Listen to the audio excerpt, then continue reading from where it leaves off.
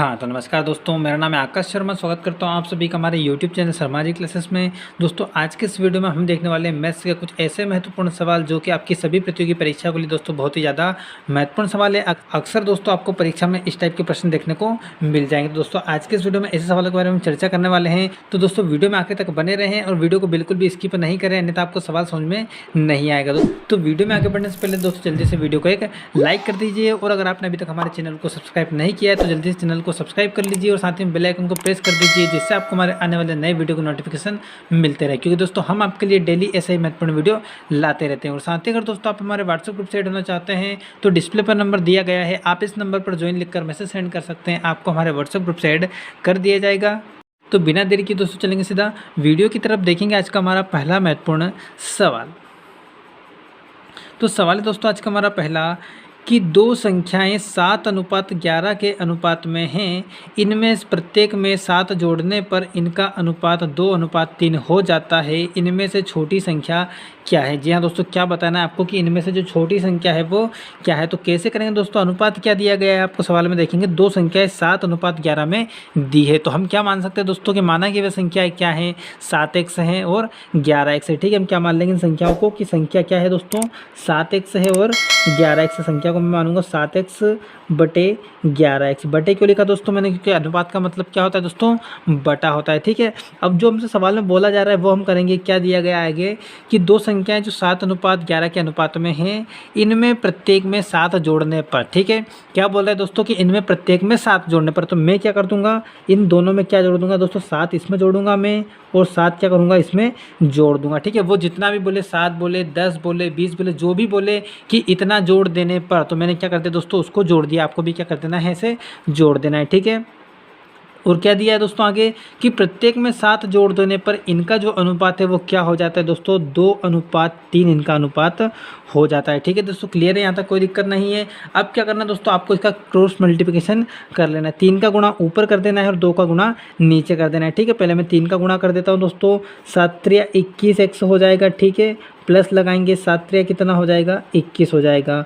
फिर बराबर का चिन्ह लगाएंगे, 11 का गुणा 2 में करेंगे दोस्तों, कितना हो जाएगा, 11 दूना 22x प्लस 7 का गुणा करेंगे 2 में तो कितना हो जाएगा दोस्तों, 7 दूना की 14। ठीक है, यहाँ तक दोस्तों कोई दिक्कत नहीं। क्या किया मैंने यहाँ पर क्रॉस मल्टीप्लिकेशन किया है, 3 का गुणा मैंने ऊपर वाली संख्याओं में किया और 2 का गुणा नीचे वाली संख्याओं में कर दिया। ठीक है, अब क्या करेंगे दोस्तों, अब इस 21 का मैं पक्षांतर कर दूंगा इधर और इस 14 का पक्षांतर कर दूंगा मैं इधर। ठीक है दोस्तों, 21 ऐसा का ऐसा यहीं पर रहेगा, माइनस इधर से 14 आएगा, इधर प्लस का है, पक्षांतर करने पे दोस्तों चिन्ह परिवर्तन हो जाते हैं। तो काय का हो जाएगा, ये माइनस का हो जाएगा।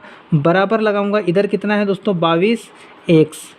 ठीक है, 22x और इधर से 21 उधर जाएगा, बराबर के उधर पक्षांतर होकर तो काय का हो जाएगा, प्लस का है तो माइनस का हो जाएगा और माइनस का है तो प्लस का हो जाएगा। ये क्या है दोस्तों, पक्षांतर का नियम है। जब भी किसी संख्या का हम पक्षांतर करते हैं तो प्लस वाली जो संख्या होती है वो माइनस की हो जाती है और माइनस वाली संख्या जो प्लस की हो जाती है, चिन्ह इनके परिवर्तित हो जाते हैं। 21x यहाँ से प्लस का है, बराबर के उधर जाएगा तो हो जाएगा दोस्तों माइनस का। ठीक है, -21x। इसको आगे हल कर लेंगे दोस्तों, कितना निकल के आएगा, सिंपल सा दोस्तों, 21 में से 14 हम घटाएंगे तो कितना निकल के आएगा, 7 निकल के आएगा। कितना निकल के आएगा, 21 में से 14 माइनस कर देंगे तो निकल के आएगा दोस्तों 7।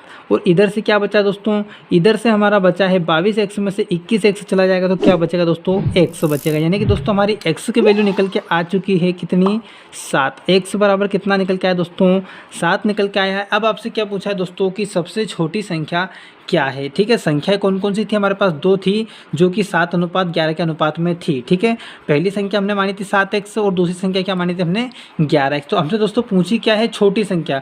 छोटी संख्या पूछी है तो इन दोनों में से छोटा मान कौन सा है दोस्तों, 7 है कि 11 है, 7 है। तो मैं इस x की वैल्यू कौन से वाले मान में रखूँगा, इस वाले मान में। अगर हमसे वो पूछता कि बड़ी संख्या कौन सी होगी तो फिर मैं 11x में x की वैल्यू रखता। ठीक है, यहाँ पर दोस्तों क्या है, ये 7x है। ठीक है, इसको समझिएगा, क्या है दोस्तों, 7x है। x की वैल्यू कितनी निकल के आई दोस्तों, हमारे पास में 7 निकल के आई। ठीक है, x बराबर कितना निकल के आया, 7 निकल के आया। तो 7x है तो 7 वैसा का वैसा लिखूंगा मैं, गुणा x की वैल्यू कितनी रख देता हूँ, 7 रख देता हूँ तो कितना निकल के आ जाएगा दोस्तों, हमारा 49। कितना निकल के आ जाएगा दोस्तों, 49। यानी कि जो हमारी छोटी संख्या हो जाएगी वो क्या हो जाएगी दोस्तों, 49 हो जाएगी।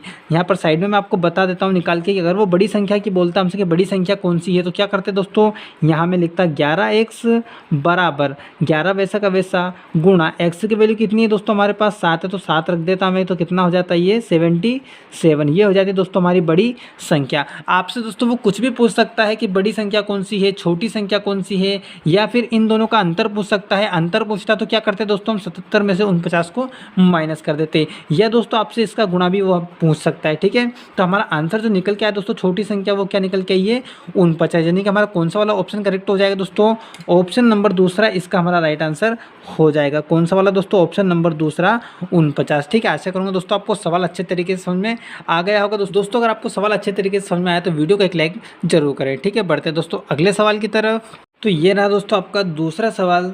ठीक है, देखेंगे सवाल क्या है कि दो संख्याएं 1:3 के अनुपात में हैं, यदि इनका योगफल 240 हो तो इनका अंतर कितना होगा। ठीक है, क्या दिया गया दोस्तों कि दो संख्याएं 1:3 के अनुपात में हैं, यदि इनका योगफल 240 हो। ठीक है दोस्तों, यहाँ पर हमें जो भी अनुपात दिया है, योगफल दिया है तो योगफल को इन दोनों का क्या कर लेंगे, योग करेंगे। गुणा दिया है तो दोनों का गुणा करेंगे, इसके बराबर रखेंगे। माइनस दिया है तो माइनस रखेंगे। ठीक है, जो भी आपको दिया है, वर्ग बोले तो वर्ग करके रखेंगे। ठीक है, कैसे रखेंगे वो मैं आपको बता देता हूँ। ठीक है, क्या दिया है हमें दोस्तों कि दो संख्याएं 1:3 के अनुपात में हैं, तो मैं क्या मानूंगा दोस्तों, संख्याएं 1:3 में हमारी, तो मैं मान लूँगा कि पहली संख्या 1x है और दूसरी संख्या क्या है 3x है। ठीक है, पहली संख्या मान लेंगे 1x प्लस दूसरी संख्या क्या मान लेंगे दोस्तों 3x। ठीक है, प्लस क्यों किया दोस्तों, क्योंकि उसने सवाल में दिया है आपको कि यदि इनका योगफल, तो मैंने क्या कर दिया, इनका योगफल कर दिया। अगर वो बोलता कि इनका गुणनफल, तो मैं यहाँ पर क्या करता था दोस्तों 1x × 3x। ठीक है, वो बोलता कि इनका जोड़ या घटाव बोलता तो क्या करता दोस्तों कि 1x - 3x कर देता। ठीक है, उसने बोला है कि इनका योगफल, तो मैंने क्या कर दिया, प्लस कर दिया। योगफल कितना दिया है, योगफल बराबर दिया उसने हमें 240। ठीक, यहाँ तक कोई दिक्कत नहीं दोस्तों।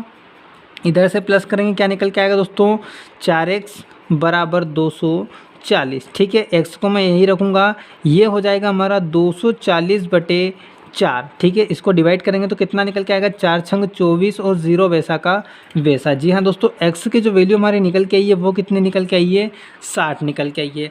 अब देखेंगे इस सवाल में आपसे क्या पूछा है। सवाल में दोस्तों आपसे पूछा है तो इनका अंतर क्या होगा। ठीक है, हमारी x की वैल्यू कितने निकल के आई दोस्तों, 60 निकल के आई। तो मैं मान लूँगा यहाँ पर हमारे कौन कौन सी संख्या थी दोस्तों, एक तो 1x थी और एक कौन सी थी 3x थी। तो ठीक है, दोनों की वैल्यू हम निकाल लेंगे दोस्तों। मैं यहाँ पर करूँगा 1 × x की वैल्यू कितनी निकाली दोस्तों, मैंने 60 निकाली, तो 60 का गुणा कर दूंगा। यहाँ क्या दिया है 3 × x की वैल्यू कितनी है 60 है, तो मैं यहाँ पर 60 का गुणा कर दूंगा। पहली संख्या क्या हो जाएगी दोस्तों हमारी 60 हो जाएगी, और दूसरी संख्या हो जाएगी हमारी 180। लेकिन आपसे सवाल में ये नहीं पूछा गया है कि पहली संख्या क्या है या दूसरी संख्या क्या है, या इस बार ये भी नहीं पूछा गया है कि छोटी संख्या या बड़ी संख्या। या पूछा गया है दोस्तों कि इनका अंतर क्या है। तो मैं क्या करूँगा दोस्तों, जो भी आपसे पूछा चाहे सिंपल सा वो कर दीजिए। अंतर पूछे तो इनका अंतर कर देना है, गुणा पूछे तो गुणा कर देना है, जोड़ पूछे तो जोड़ कर देना। अभी हाल फिलहाल हमसे सवाल में पूछा गया है कि इनका अंतर क्या है, तो दोस्तों इनका अंतर मैं यहाँ पर करके दिखा देता हूँ आपको। 180 में से क्या कर लेंगे हम, 60 को माइनस कर लेंगे। ठीक है, 180 में से 60 माइनस करेंगे दोस्तों तो कितना बचेगा हमारा 120। जी हाँ, ये हो जाएगा इसका हमारा फाइनल आंसर कि उस संख्या का जो अंतर होगा वो कितना होगा, इन दोनों संख्या का 120 होगा। ठीक है, तो कौन सा वाला ऑप्शन सही हो जाएगा दोस्तों, हमारा ऑप्शन नंबर पहला वाला राइट आंसर हो जाएगा। ठीक है, 120। ठीक, आशा करूँगा दोस्तों आपको सवाल समझ में आ गया होगा। क्या किया था मैंने, सबसे पहले संख्या को क्या माना था 1x और 3x माना। ठीक है, और इनका बोला था उसने कि योग, तो योग क्या कर दिया मैंने बराबर 240 कर दिया। यहाँ से x की वैल्यू कितनी निकाल ली हमने, 60 निकाल ली। 60 निकालने के बाद में जो भी हमारी संख्याएँ थी, x का मान जो निकल के आया है उन संख्याओं में मैंने रख दिया। ठीक है, तो 1x की जगह कितना निकल के आया हमारा 60 निकल के आया पहली संख्या, और 3x की वैल्यू कितने निकल के आई 180, और फिर कर दिया दोनों का हमने माइनस। ठीक है, 180 में से 60 घटा दिया तो हमारी संख्या निकल के आ गई, उसका अंतर निकल के आ गया कितना 120। ठीक है, बढ़ते हैं दोस्तों अगले वाले सवाल की तरफ। तो ये रहा दोस्तों हमारा अगला सवाल, सवाल नंबर 3। ठीक है, बहुत ही महत्वपूर्ण सवाल है दोस्तों, ध्यान से समझिएगा कि किसी व्यक्ति की आय तथा व्यय का अनुपात 11:10 है। ठीक है, काय का दोस्तों, आय और व्यय का। पहला अनुपात है जो आय का है, दूसरा है जो व्यय का है। ठीक है, यदि प्रतिवर्ष वह 9,000 की बचत करता है तो उसकी मासिक आय कितनी है। सबसे पहले दोस्तों मैं आपको एक चीज़ क्लियर कर दूं, यहाँ पर आपको जो आय दी गई है, ठीक है, आय कैसी दी गई है, आय और व्यय 11:10 में दी गई, ये है उसकी मासिक। ठीक है, मासिक आय और व्यय का अनुपात आपको दिया गया है। ठीक है, आप चाहे तो यहाँ पर भी लिख भी सकते हैं कि किसी व्यक्ति की मासिक। ठीक है, यहाँ पर मैं लिख देता हूँ ताकि आपको सवाल अच्छे तरीके से समझ में आ जाए। ठीक है दोस्तों, क्या है उसकी मासिक आय तथा व्यय का अनुपात 11:10 है और उसकी प्रतिवर्ष वह 9,000 रुपये की बचत करता है। दोस्तों यदि कोई प्रतिवर्ष 9,000 रुपये की बचत करता है, एक वर्ष में कितने महीने होते हैं दोस्तों? 12 महीने होते हैं। ठीक है, तो उसने दिया है कि वह प्रति वर्ष 9,000 रुपये की बचत करता है। एक साल में यदि वो 9,000 रुपये की बचत कर रहा है दोस्तों, तो एक महीने में कितने की बचत करेगा? तो इसमें मैं क्या करूँगा, 12 का भाग लगा दूंगा, तो निकल के आ जाएगी हमारी एक महीने की बचत। ठीक है दोस्तों, 12 का भाग लगा लेते हैं हम, कितनी बार जाएगा?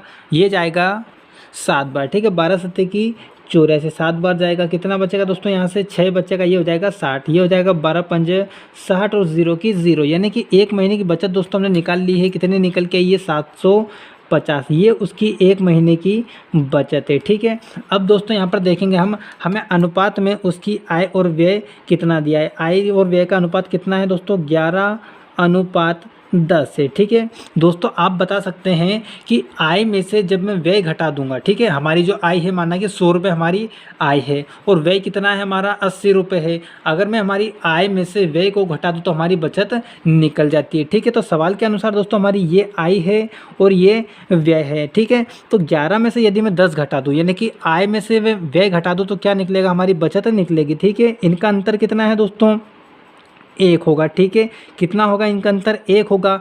और 1 के बराबर हम पहले निकाल चुके हैं कि एक महीने की उसकी बचत है। ठीक है, ये क्या है? आय है, ये व्यय है। कितना निकल के आएगा? आय में से व्यय घटा देंगे, बचत निकल के आएगी। 1 बराबर कितना निकल के आएगा हमारा? 750। ठीक है, यानी कि दोस्तों एक महीने की उसकी बचत कितनी है? 750 रुपये। ठीक, यहाँ तक समझ में आया दोस्तों? कोई दिक्कत नहीं है। अब आपको निकालनी है इसकी आय, तो इस 750 का गुणा कर दीजिए आप 11 में। ठीक है, 750 गुणा 11 कर दीजिए तो आपकी निकल के आ जाएगी आय, और 750 का गुणा दोस्तों आप कर दीजिए 10 में, तो आपका निकल के आ जाएगा व्यय। ठीक है, गुणा करके देख लेते हैं दोस्तों कितना निकल के आता है। 11 पंजे 55 हो जाएगा, 5 हासिल 5 आएगा, 11 7 77, 77 और 5 कितना हो जाएगा दोस्तों? 82, यानी कि ये हो जाएगा हमारा 8,250। तो ये हो गई हमारी दोस्तों आय, और यहाँ पर व्यय निकालेंगे दोस्तों तो कितना हो जाएगा? ये हो जाएगा 7,500। ठीक है, क्या निकल के आएगा? आय हमारे निकल के आएगी 8,250 और व्यय निकल के आएगा दोस्तों हमारा 7,500। उसने हमसे पूछा था कि उसकी मासिक आय कितनी है, कितनी निकल के आई दोस्तों? हमारी 8,250। तो कौन सा वाला ऑप्शन हमारा सही हो जाएगा दोस्तों? ऑप्शन नंबर तीसरा वाला हमारा राइट आंसर हो जाएगा कि उसकी मासिक आय दोस्तों कितनी है? 8,250 है। ठीक है, एक बार और ध्यान से सवाल को समझ लीजिए दोस्तों, बहुत सारे लोगों के सवाल समझ में नहीं आया होगा। क्या किया मैंने? सबसे पहले तो उसकी हमें प्रतिवर्ष की बचत दे दी गई। ठीक है, महीने की बचत नहीं दी गई है, तो हम क्या करेंगे? एक महीने की उसकी बचत निकाल लेंगे, क्योंकि हमें जो ये अनुपात दिया गया है आय और व्यय का, ये कौन सा दिया गया है? मासिक दिया गया है। तो आपको उसकी मासिक बचत भी पता होना चाहिए। मासिक बचत कितनी निकाली दोस्तों? मैंने यहाँ से 750 निकाल ली। ठीक है, अब ये जो आपको अनुपात दिया गया है दोस्तों, काय का दिया है कि उसकी आय तथा व्यय का अनुपात, आय तथा व्यय कितनी है? 11:10 है। ठीक है, तो अंतर दिया है तो अंतर करते हैं दोस्तों, अनुपात के बराबर अंतर रहता है। जोड़ दिया रहता है तो जोड़ करते हैं, गुणा होता है तो गुणा करते हैं। क्या दिया है? 11:10, यानी कि दोस्तों आपको पता होना चाहिए आय में से यदि मैं व्यय माइनस कर दूं तो कितना बचता है? बचत हमारी बचती है। तो ये आय है, ये व्यय है, तो कितना निकल के आया? इनका अंतर, आय में से मैंने व्यय को माइनस कर दिया तो 1 निकल के आया। 1 हमारा काय के बराबर है, ये बचत के बराबर है, तो बचत कितनी निकाली थी हमने? उसकी एक महीने की 750 निकाली थी। ठीक है, तो यहाँ से हमारी वैल्यू निकल के आ गई 1 की 750 बचत की, तो 1 का मान कितना निकल के आया? 750 निकल के आया। आप इसका गुणा 11 में करेंगे तो आपकी आय निकल के आ जाएगी, इसका गुणा आप 10 में करेंगे तो आपकी व्यय निकल के आ जाएगा। ठीक है, इस प्रकार आप ज्ञात कर सकते हैं उसकी आय कितनी है और उसका व्यय कितना है। ठीक है, आशा करूँगा सवाल आपको अच्छे तरीके से समझ में आ गया होगा दोस्तों। बढ़ते हैं अगले वाले सवाल की तरफ। देख लेते हैं दोस्तों हमारा अगला सवाल। सवाल नंबर 4 दिया गया है कि 7:11 के प्रत्येक पद में किस संख्या को जोड़ने पर 3:4 प्राप्त होगा। ठीक है, इस सवाल को दोस्तों आप 2 विधि से कर सकते हैं। पहली विधि में आपको समझा देता हूं, उसके बाद दूसरी विधि भी समझा दूंगा। पहली ट्रिक क्या है दोस्तों इसकी? क्या दिया गया है सवाल में कि 2 संख्या है 7:11 के अनुपात में। तो ठीक है, क्या लिख लेते हैं हम? 7/11 दोस्तों मैंने यहाँ पर लिख दिया। अब वो बोल रहा है दोस्तों हमसे कि इसके प्रत्येक पद में किस संख्या को जोड़ने पर, जोड़ने की बोल रहा है दोस्तों, तो मैं क्या कर देता हूँ? जोड़ देता हूँ। ठीक है, प्रत्येक पद की बोल रहा है, प्रत्येक यानी कि दोनों पदों में। ठीक है, प्रत्येक पद में किस संख्या को जोड़ने पर, हमें नहीं पता है किस संख्या को जोड़ने पर, तो हम क्या जोड़ देंगे दोस्तों? दोस्तों, एक्स जोड़ देंगे। ठीक है, क्या जोड़ देता हूँ मैं, एक्स जोड़ देता हूँ दोनों में। ठीक, यानी कि 7:11 के प्रत्येक पद में किस संख्या को जोड़ने पर अनुपात 3:4 प्राप्त होगा। हमने जोड़ा कि एक्स जोड़ने पर इसका अनुपात क्या प्राप्त हो जाएगा, 3:4 प्राप्त होगा। ठीक है, यहाँ तक समझ में आया क्या क्या दोस्तों। उसने दिया था कि संख्या 7:11 में है, इनमें क्या जोड़े कि इनका अनुपात 3:4 हो जाए। तो मैंने क्या किया कि एक्स जोड़ दिया। ठीक है, अब क्या कर लेना दोस्तों, आपको इनका क्रॉस मल्टीप्लिकेशन कर लेना। कैसे, 4 का गुणा ऊपर करना है और 3 का गुणा नीचे करना है। ठीक है, आइए दोस्तों कर लेते हैं गुणा। कैसे करना है, 7 चौको कितना हो जाएगा दोस्तों 28, प्लस 4 का गुणा एक्स में करूँगा तो ये हो जाएगा आपका 4x। ठीक, बराबर लगाएंगे। यहाँ तक समझ में आया दोस्तों। आगे क्या करना है, 11 का गुणा 3 में करेंगे, कितना हो जाएगा 11 33, प्लस 3 का गुणा x में कर लेंगे दोस्तों, कितना हो जाएगा 3x। ठीक है, यहाँ तक समझ में आ गया, कोई दिक्कत नहीं दोस्तों, क्लियर है। आगे मैं करूँगा 4x को दोस्तों मैं यहीं पर रखूँगा, ये वाला हमारा 3x जो है बराबर के इधर पक्षांतर होकर जाएगा तो काय का हो जाएगा, माइनस का हो जाएगा, यानी कि 3x क्या हो जाएगा दोस्तों, माइनस हो जाएगा। बराबर लगाऊंगा, ये इधर हमारा 33 है। ठीक है, वैसा का वैसा ही मैंने लिख दिया। ये 28 इधर प्लस का दोस्तों पक्षांतर होकर उधर जाएगा बराबर के, तो काय का हो जाएगा, माइनस का हो जाएगा। ठीक है, इतना मैं आपको समझा चुका हूँ। ठीक, 4x में से 3x जाएगा तो कितना बचेगा दोस्तों, x बचेगा, यानी कि 1x बचेगा। ठीक है, 1x को क्या लिखते हैं, ओनली x ही लिखते हैं। 33 में से 28 जाएगा तो क्या बचेगा दोस्तों, 5 बचेगा। जी हाँ दोस्तों, आपका आंसर निकल कर आ चुका है x बराबर 5, यानी कि x बराबर 5। हमने माना था कि x वह संख्या है, तो x की वैल्यू कितनी निकल के आ गई, 5। तो हम बता सकते हैं दोस्तों कि 5 वह संख्या है, यदि हम इनमें जोड़ दें तो इनका अनुपात क्या हो जाएगा, 3:4 हो जाएगा। ठीक है, आप चाहें तो दोस्तों जोड़ के भी देख सकते हैं। ठीक है, अगली ट्रिक मैं आपको बता देता हूं कि आप इसको ऑप्शन से भी हल कर सकते हैं,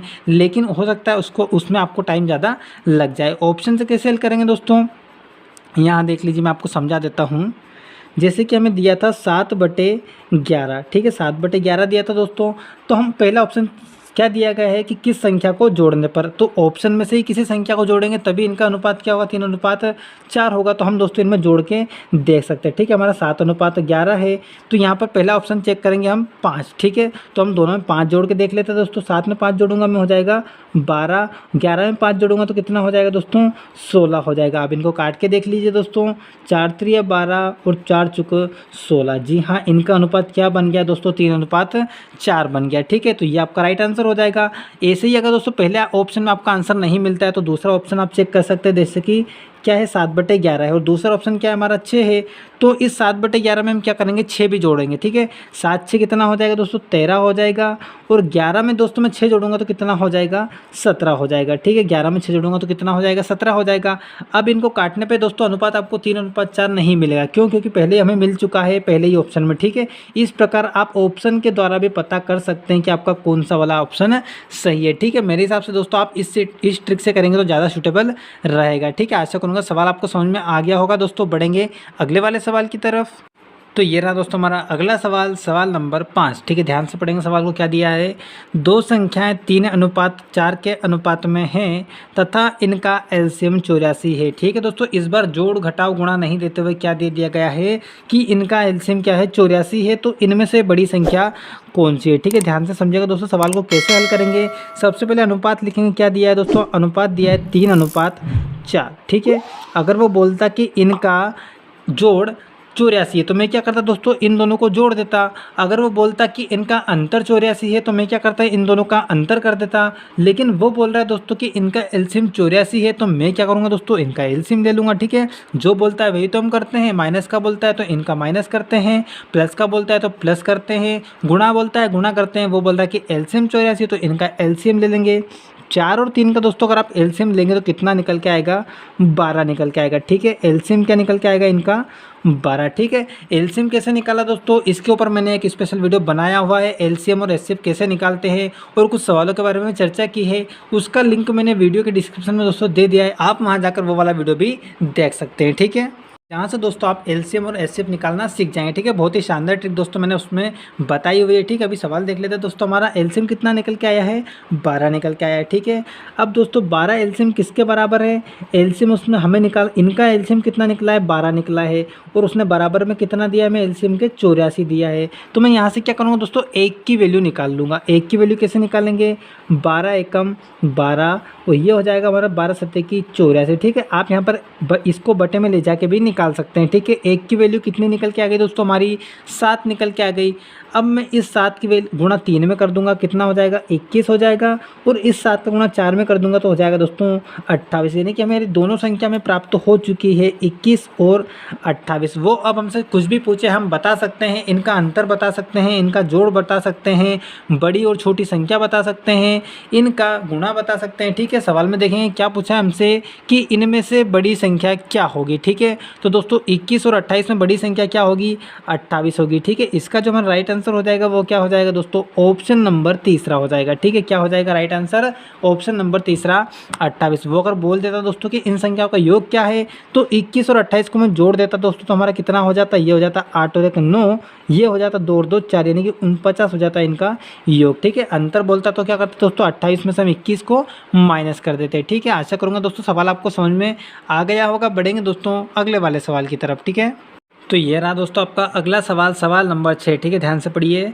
दो प्राकृत संख्याएं 3:5 के अनुपात में हैं तथा इनका गुणनफल 2160 है, तो इनमें से छोटी संख्या क्या होगी? ठीक है, ट्रिक दोस्तों हमारी वही रहेगी, लेकिन इस बार क्या दिया गया है? संख्याओं का गुणनफल आपको दे दिया गया है। ठीक है, तो मैं क्या करूँगा दोस्तों?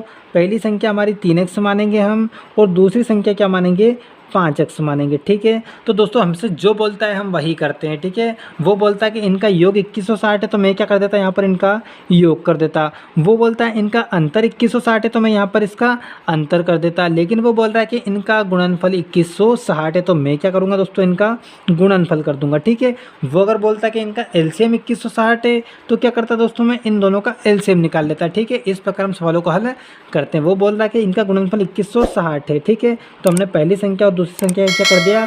गुणनफल कर दिया। तो बराबर कितना दिया है? हमें 2160 दिया है। ठीक है, गुणा करेंगे दोस्तों 5 3 15, एक्स का गुणा एक्स में करेंगे तो कितना हो जाएगा दोस्तों? X square. ठीक है, यहाँ तक समझ आया? कोई दिक्कत नहीं दोस्तों।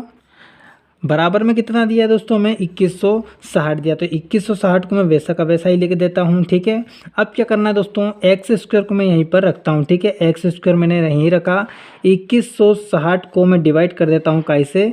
15 से। ये 15 कहाँ पहुँच जाएगा? इसके बटे में। ठीक है, इधर जब कोई सी संख्या गुणा में होती है और बराबर के वाली संख्या के कहाँ जाती है? वो बटे में जाती है या भाग में जाती है। ठीक है, 15 से दोस्तों इसको आप डिवाइड कर लीजिए तो कितनी बार जाएगा भाग? 144 बार। कितनी बार जाएगा दोस्तों? 144 बार इसका भाग जाएगा। तो एक्स स्क्वायर बराबर कितना निकल के आ गया? हमारा 144 निकल के आ गया दोस्तों। ये हो जाएगा हमारा एक्स स्क्वायर। और अगर आप देखते हैं कि 144 जो है दोस्तों काय का स्क्वायर है? ये 12 का स्क्वायर। इसको मैं ऐसे लिख सकता हूँ 12 का स्क्वायर। ठीक है, या फिर आप दोस्तों इसको ऐसे भी लिख सकते हैं, एक्स स्क्वायर बराबर हमारा 144 है, तो एक्स का स्क्वायर हटाएंगे तो इधर क्या लग जाती है? हमारी अंडर रूट लग जाती है। ठीक है, अंडर रूट लग गई दोस्तों। अंडर रूट में एक्स बराबर कितना निकल के आएगा? 144 काय का स्क्वायर होता है 12 का, तो 12 बाहर निकल के आ जाएगा।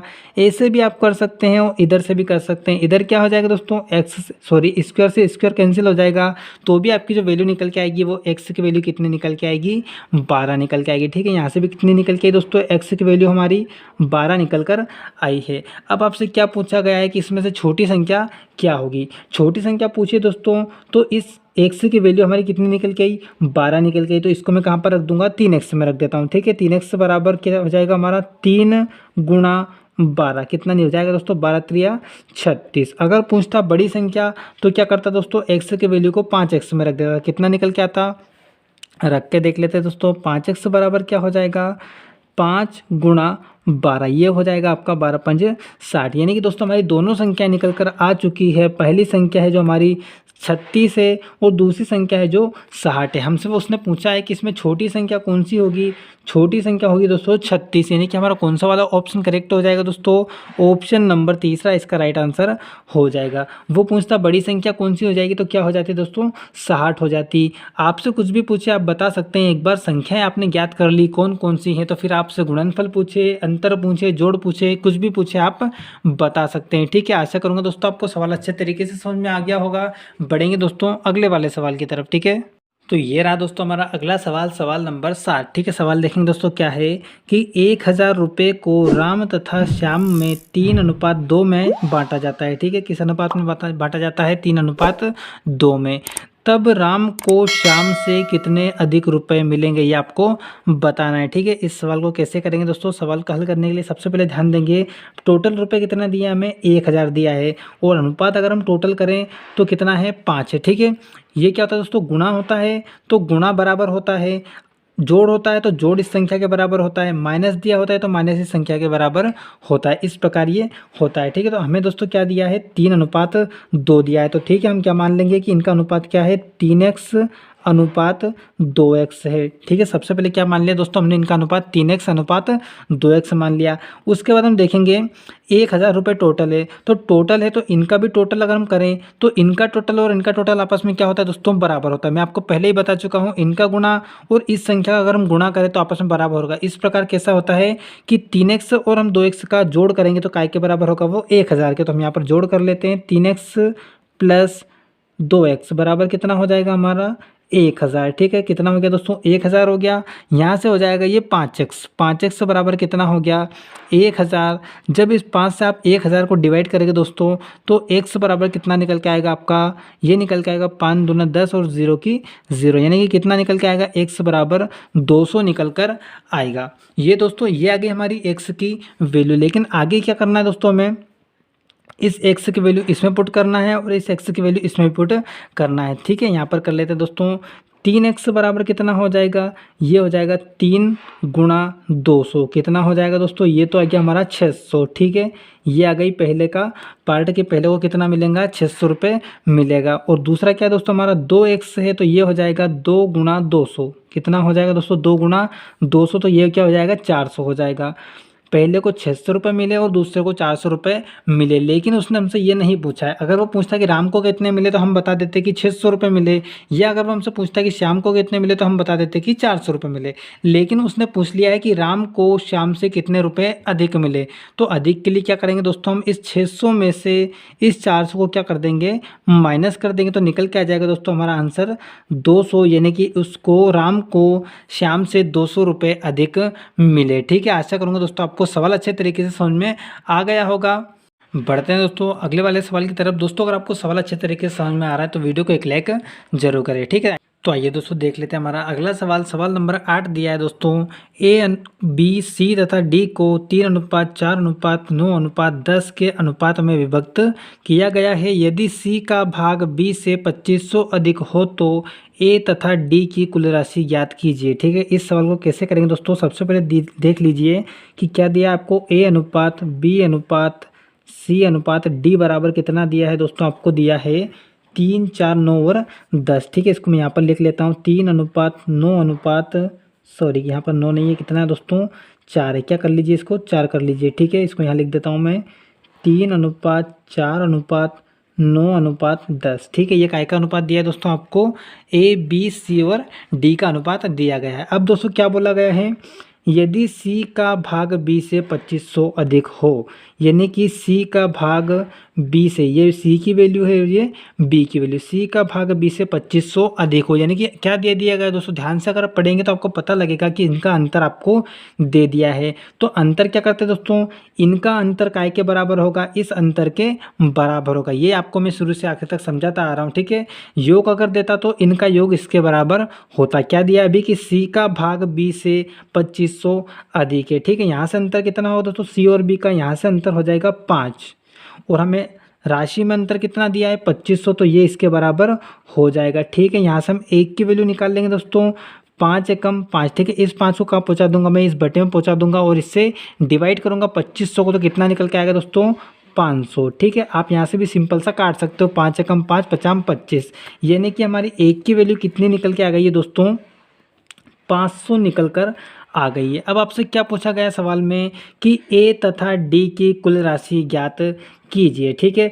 तो ये ए की वैल्यू है दोस्तों और ये डी की वैल्यू है। ठीक है, तो इसको हम कैसे ज्ञात करेंगे दोस्तों, इस एक की वैल्यू 500 है दोस्तों, तो 3 की वैल्यू क्या होगी, 3 की वैल्यू होगी दोस्तों 5 त्रिया 15। ठीक है, यानी कि यहाँ से क्या कर दूंगा मैं, 3 गुणा 500 कर दूंगा, तो हमारी ए की वैल्यू निकल के आ जाएगी कितनी, 1500। ठीक है, यहाँ तक समझ में आया।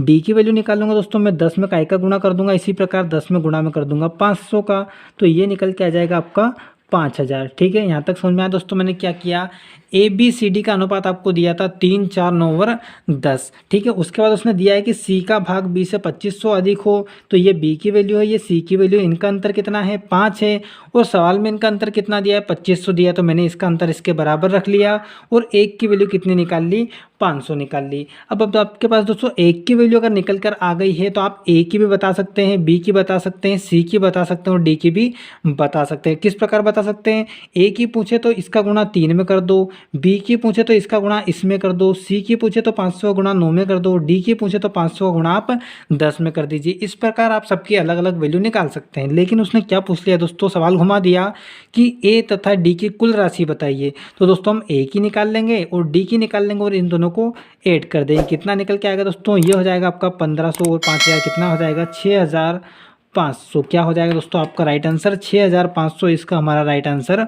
हो जाएगा। ऑप्शन चेक करेंगे कौन सा वाला ऑप्शन है दोस्तों, ऑप्शन नंबर चौथा इसका राइट आंसर हमारा हो जाएगा 6500। ठीक है, आशा करूँगा दोस्तों आपको सवाल अच्छे तरीके से समझ में आ गया होगा। तो दोस्तों आज के लिए वीडियो में इतना ही। ये थे हमारे मैथ्स के कुछ महत्वपूर्ण सवाल जो कि अक्सर एग्जाम में पूछे जाते हैं। तो आशा करूंगा दोस्तों कि आपको आज का वीडियो पसंद आया होगा और सवाल भी आपको अच्छे तरीके से समझ में आए होंगे। तो दोस्तों अगर आपको आज का वीडियो पसंद आया तो वीडियो को एक लाइक जरूर करें और आपने अभी तक हमारे चैनल को सब्सक्राइब नहीं किया है तो जल्दी से चैनल को सब्सक्राइब कर दें और साथ में बेल आइकन को प्रेस कर दें, जिससे आपको हमारे आने वाले नए वीडियो के नोटिफिकेशन मिलते रहें, क्योंकि हम आपके लिए डेली ऐसे ही महत्वपूर्ण वीडियो दोस्तों लाते रहते हैं। और साथ ही अगर दोस्तों आप हमारे व्हाट्सएप ग्रुप से ऐड होना चाहते हैं तो डिस्प्ले पर नंबर दिया गया है, आप इस नंबर पर ज्वाइन लिखकर मैसेज सेंड कर सकते हैं, आपको हमारे व्हाट्सएप ग्रुप से ऐड कर दिया जाएगा। तो मिलते हैं दोस्तों अगले वीडियो में, तब तक के लिए जय श्री महाकाल।